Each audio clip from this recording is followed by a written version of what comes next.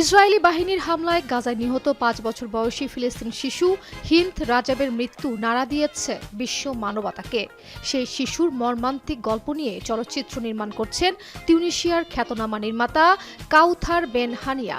জানা গেছে, সিনেমাটি নির্মাণে অংশ নিচ্ছেন অস্কারজয়ী প্রযোজক ওডেসা রে এবং জেমস উইলসন। গত বছরের ২৯ জানুয়ারি হিন্দ রাজাব তার পরিবার সহ গাজা শহর ছেড়ে পালিয়ে যাওয়ার সময় তাদের গাড়ি লক্ষ্য করে ইসরায়েলি বাহিনী গোলাবর্ষণ করলে ঘটনাস্থলে নিহত হন হিন্দের চাচা, চাচি এবং ৩ চাচাতো ভাই বোন। গুলিবিদ্ধ হিন্দ গাড়ির ভেতরে জীবিত অবস্থায় আটকে পড়ে ঘণ্টার পর ঘণ্টা ফিলিস্তিনি রেড ক্রিসেন্টের সঙ্গে ফোনে যোগাযোগ রাখেন সাহায্যের আশায়। পরে তার উদ্ধারে আসা অ্যাম্বুলেন্সও গুলিবর্ষণের শিকার হয়।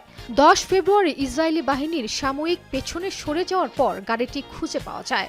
দেখা যায় হিন্দ সহ উদ্ধারকর্মীরাও নিহত হয়ে পড়ে আছে। সেই সাথে মারা যায় হিন্দ ফিলিস্তিনের সেই মর্মান্তিক শিশু হত্যা নিয়ে সিনেমা।